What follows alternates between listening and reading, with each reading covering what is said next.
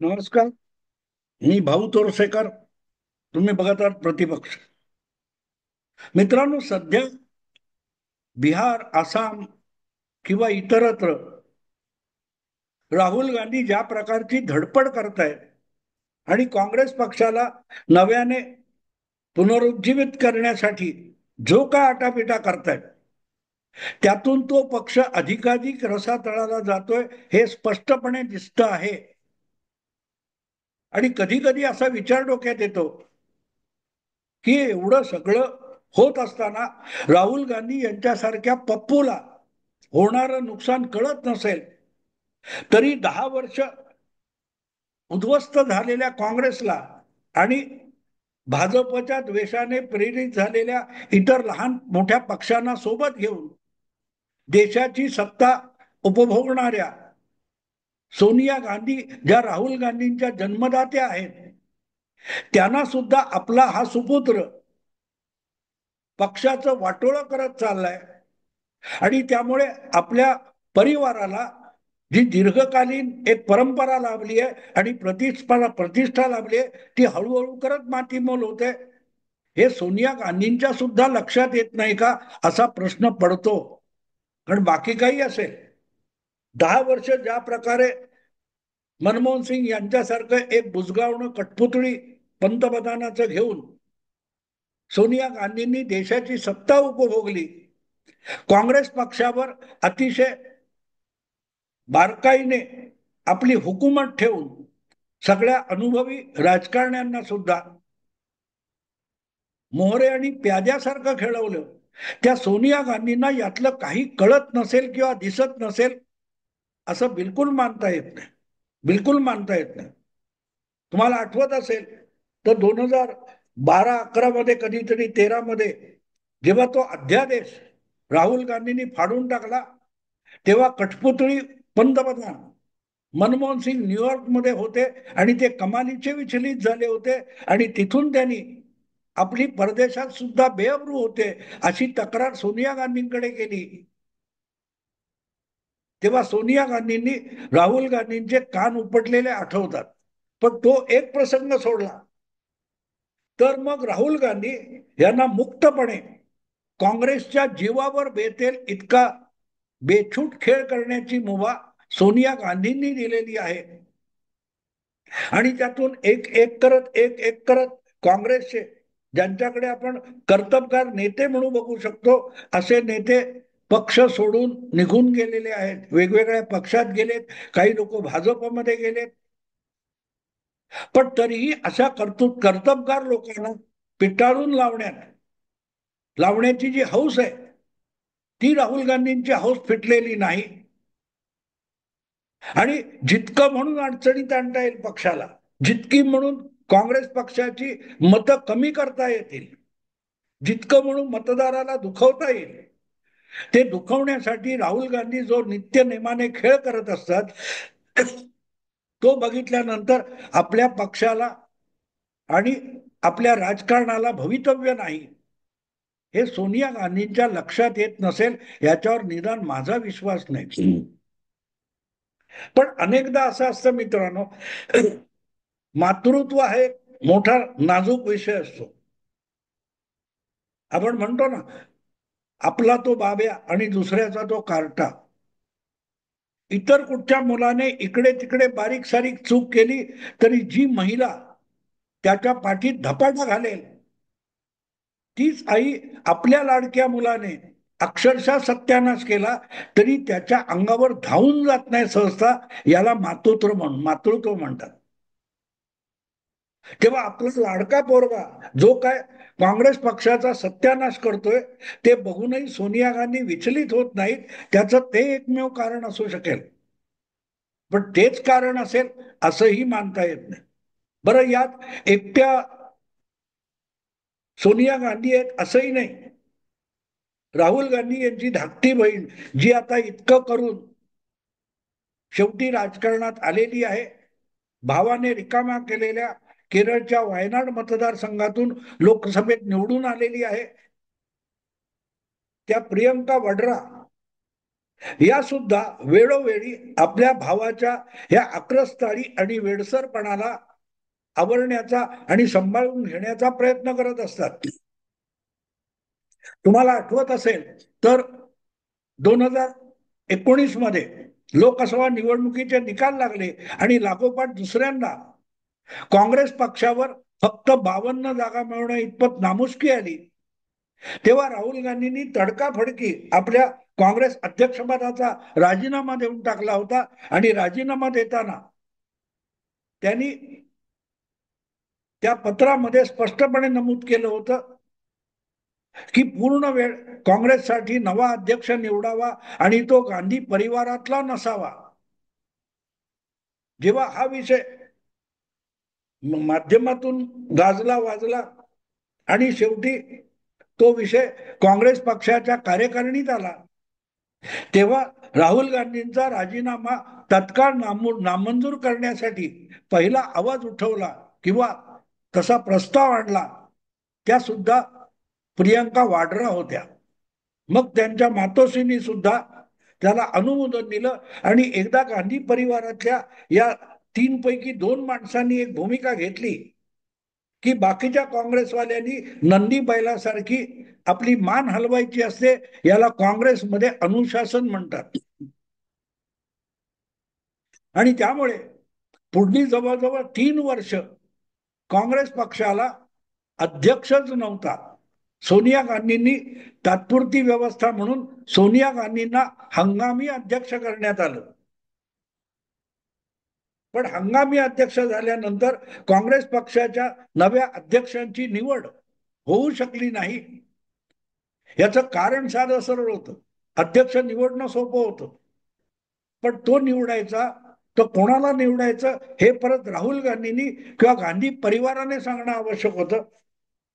आणि प्रियंका वाड्रा किंवा सोनिया गांधींची अशी अपेक्षा होती की 2-4 दिवस डोक्यात राग घातलेला आपला भाऊ किंवा मुलगा डोकं ठिकाणावर आलं की परत निमूटपणे अध्यक्षपदाची सूत्र हाती घेईल आणि काँग्रेस पक्षाचं नेतृत्व कायम काँग्रेस आपला गांधी परिवाराकडे राहील. पण तेही झालं नाही. त्यामुळे जवळजवळ 3 वर्ष मधल्या काळामध्ये अनेक विधानसभा निवडणूक होऊन गेल्या.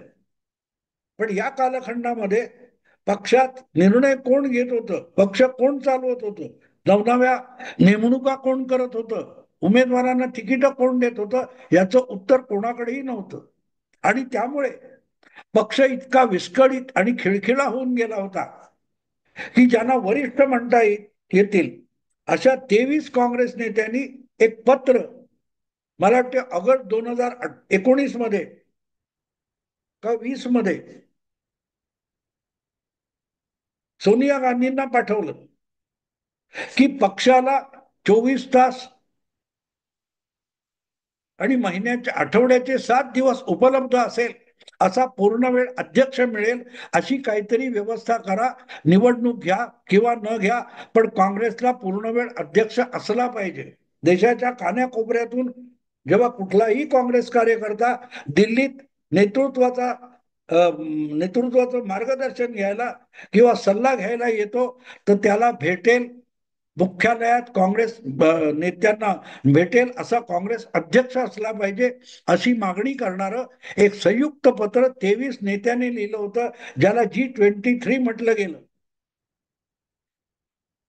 तर त्या पत्रातलं गांभीर्य ओळखण्यापेक्षा राहुल गांधींनी जाहीरपणे हे लोक भाजपचे हस्तक आहेत इथपर्यंत टोकाचा आरोप करून त्यांना लाथाडलं होतं. मला आठवतं त्या पत्रावर सही करणाऱ्यांमध्ये एक होते ज्येष्ठ वकील कपिल सिब्बल. कपिल सिब्बल इतके संतापले होते की ते म्हणाले, आमच्यावर भाजपचा हस्तक असल्याचा आरोप करता तुम्ही. पक्षाच्या मंचापासून संसदेपर्यंत आणि पार सुप्रीम कोर्टापर्यंत पक्षाची नुसती कायदेशीर बाजू नव्हे तर राजकीय कायदेशीर बाजू सुद्धा लावून झुंजणारा माझ्यासारखा माणसावर भाजपचा हस्तक असला आरोप करता तर एकतरी पुरावा द्या, असं जाहीर आव्हान कपिल सिब्बल यांनी दिलं होतं आणि आपोआपच कपिल सिब्बल ब्लॅकलिस्ट झाले. त्यांनी अर्थात मग अखिलेश बरोबर साठवलोट केलं आणि समाजवादी पक्षाच्या पाठिंब्यावर कपिल सिब्बल राज्यसभेत पोहोचले. पण सांगायचा मुद्दा असा की कपिल सिब्बल यांच्यावर कोणी स्लीपर सेल म्हणून आरोप करू शकत नाही, इतके ते कट्टर भाजप विरोधी आहेत. पण अशा भाजप विरोधात झुंजू पाहणाऱ्या नेत्यांना, कार्यकर्त्यांना सुद्धा काँग्रेस पक्षातून पिटाळून लावण्याचा जो पराक्रम सातत्याने गेली 10-12 वर्ष राहुल गांधी करतायत, त्यापासून त्यांना रोखायचं कोणी हा प्रश्न आहे. ते म्हणतात ना, मांजर उंदराची शिकार करतं, तर ते त्यापासून आपला बचाव मांडण्यासाठी उंदरांनी बैठक घेतली आणि ठरवलं की मांजर येण्याची चाहूल लागावी तर त्याच्या गळ्यात घंटा बांधली की घंटेच्या आवाजाने आपल्याला सावध होता येईल, तेव्हा घंटा बांधायचं हा उपाय आहे. पण प्रश्न असा आला की त्या मांजराच्या गळ्यात घंटा कोण बांधणार आणि कशी बांधणार. नेमकी काँग्रेस पक्षाची अवस्था राहुल गांधींनी तशी करून टाकलेली आहे.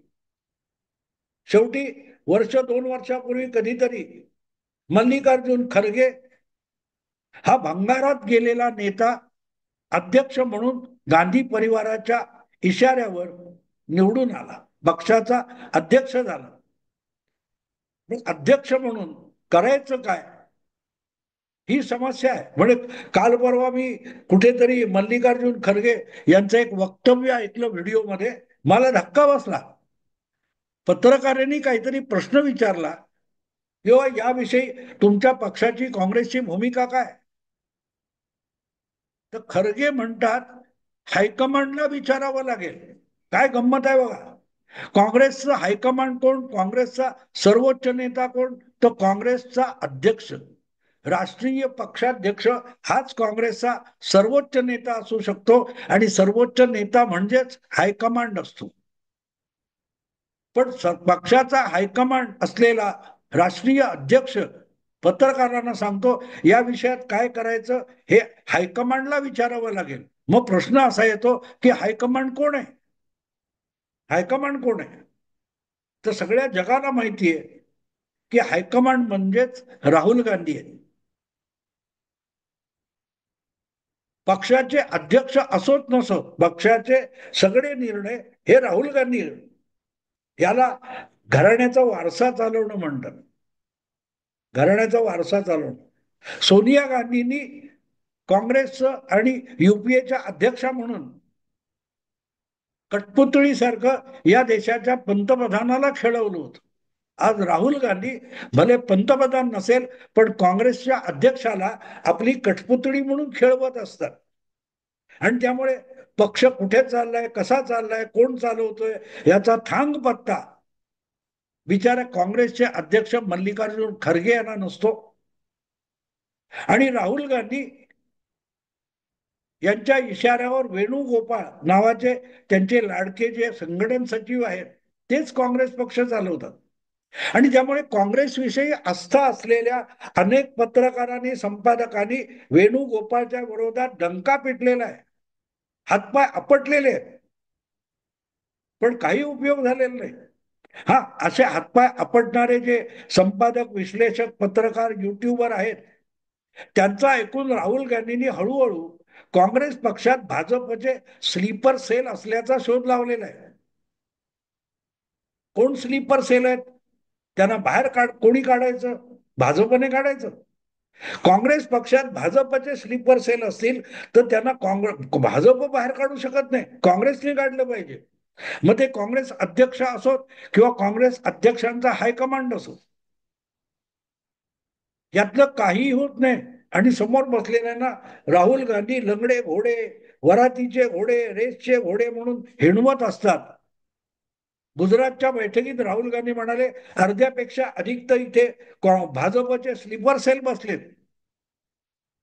अशा रीतीने आपल्याच कार्यकर्त्यांना अपमानित करत राहुल गांधी ज्या प्रकारे पक्षाचा सत्यानाश करायला निघालेले आहे ते न समजणे इतक्या सोनिया गांधी किंवा प्रियंका वाड्रा मूर्ख बिलकुल नाही. पण मग प्रश्न असा येतो की यातून जे पक्षाचं नुकसान होतंय ते थांबवण्यासाठी पावलं कोणी उचलायची? राहुल गांधी उचलणार नाहीत, मल्लिकार्जुन खरगेंना अधिकार नाही. म्हणजे राहता राहिल्या प्रियंका वाड्रा आणि सोनिया गांधी. पण त्या सुद्धा या विषयात काही करताना दिसत नाहीत. ज्या प्रकारे लोकसभा निवडणुकीनंतर झालेल्या प्रत्येक विधानसभा निवडणुकीमध्ये काँग्रेस पक्षाचा पुरता बोऱ्या वाजलेला आहे. एक झारखंडमध्ये प्रादेशिक पक्षाच्या कडेवर बसून थोड्याफार जागा मिळाल्या. बिहारमध्ये लालूंशिवाय काय तरुणोपाय नाहीये. काश्मीरमध्ये मित्र पक्षाच्या बरोबर जाऊन 2-4 जागा जिंकता आल्या. बाकी हरियाणामध्ये हातातोंडाशी आलेला विजय राहुल गांधींच्या पराक्रमाने पळवून लावला गेला. आणि महाराष्ट्रात तर काँग्रेस पक्ष 5व्या क्रमांकावर फेकला गेला. आणि हे सगळं सोनिया गांधी किंवा प्रियंका वाड्रा सहन करतात असं मला वाटत नाही. कदाचित ही भगिनी आणि ती माता ते सुद्धा आता राहुल गांधींना कंटाळलेले दिसतात. जसे ज्योतिरादित्य शिंदे असतील, मग तुमचे मिलिंद देवरा असतील, जितीन प्रसाद असतील, हिमंत विश्व शर्मा असतील, कंटाळले. या बुद्धू माणसाला समजवायचं कसं? आपल्याला नसलेल्या अकलेचं पांडित्य सांगत सातत्याने फिरणाऱ्या माणसाला आवरायचं कसं? आणि आवरता येत नसेल तर त्याच्याबरोबर खड्ड्यात जायचं. मग त्यापेक्षा याच्यापासून 4 हात दूर राहावं, म्हणूनच हे सगळे नेते काँग्रेस सोडून गेलेत. पण तो आपला पोरकटपणा थांबवायला तयार नाहीये. लालूची पंगा घेऊन बिहारमध्ये काँग्रेस आपल्या पायावर उभं राहणं केवळ अशक्य आहे. ही वस्तुस्थिती आहे. आणि ते करायचं असेल तर निवडणुकीनंतर पुढच्या निवडणुकीपर्यंतच्या मधल्या 4-4.5 वर्षात करायचं काम आहे. ते झालं नाही. आणि आज त्या पप्पू यादव आणि कन्हैया कुमारला आणून लालूंना पण नाराज करण्यापर्यंत गेले. याचा अर्थ सरळ आहे की बिहारच्या निवडणुकीत काँग्रेसचा परत एकदा बोऱ्या वाजणार आहे. पण त्यापासून काँग्रेसला वाचवणार कोण? भाजप किंवा इतर कुठच्या पक्षापासून काँग्रेसला वाचवण्याची गरज नाही. राहुल गांधींपासून काँग्रेसला वाचवण्याची गरज आहे. आणि हे बोलायची हिंमत सुद्धा कुणा काँग्रेसवाल्याकडे आज उरलेली नाही. मध्यंतरीच्या काळामध्ये गांधी परिवार सोडून कोण अध्यक्ष होऊ शकतो असा एक प्रश्न मला एका तरुण पत्रकाराने विचारला होता. तेव्हा त्याला म्हटलं, काँग्रेसच्या कार्यकारिणीमध्ये राहुल गांधी किंवा प्रियंका वाड्रा हे बोलत असतील मध्ये तर त्यांना गप्प करण्याची, चुप बसा असं बोलण्याची हिंमत असलेला एक माणूस काँग्रेसमध्ये दाखव, त्याला अध्यक्ष करा आणि तो काँग्रेसला पुनरुज्जीवित करून दाखवेल असं मी म्हणालो होतो. नेमकी तीच गोष्ट आज आहे. पण आता असं वाटायला लागलं की राहुल गांधी हे आता इतके हाताबाहेर गेलेत की काँग्रेसच्या सगळ्या नेत्यांना नामोहरम केल्यानंतर त्यांना रोखू शकतील अशी जी 2 माणसं होती, प्रियंका वाड्रा आणि सोनिया गांधी, यांना सुद्धा राहुल गांधींनी हताश आणि निराश करून टाकलेले. आता काँग्रेसचं वाटोळ होणार, काँग्रेस नामशेष होणार. हे सोनिया असो किंवा प्रियंका वाड्रा असो, यांनी सुद्धा अपरिहार्य सत्य म्हणून स्वीकारलेलं आहे.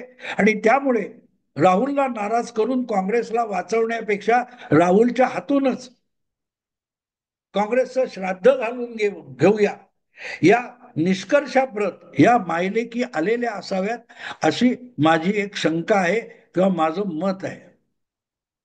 कारण अजून 5 वर्ष राहुल गांधींच्या हाती राहिली तर मला असं वाटत नाही की देशाच्या काय 28-29 राज्य त्यापैकी एकाही राज्यामध्ये काँग्रेस पक्ष सत्तेत येण्या इतका शिल्लक राहणार नाही. कदाचित 4-5 राज्य अशी नसतील की तिथे काँग्रेस पक्ष विरोधी नेता सुद्धा आणू शकेल अशा परिस्थितीत राहणार नाही. महाराष्ट्रात काँग्रेसची अवस्था बघा. नाव घेण्यासारखा महाराष्ट्रात काँग्रेसचा नेता उरलेला नाही. एक कर्नाटक आणि थोडाफार काय तो तुमचा गुजरात वगळता ज्याच्याकडे ज्याचं नाव घेता येईल असा राज्यावर प्रभाव टाकू शकेल असा नेता काँग्रेसच्या कुठल्याही राज्यामध्ये पक्ष संघटनेत उरलेला नाही. आणि ही राहुल गांधींची किमया आहे. पण त्यापासून राहुल पासून काँग्रेसला वाचवणं कुणाही काँग्रेसच्या नेत्याला शक्य उरलेलं नाही.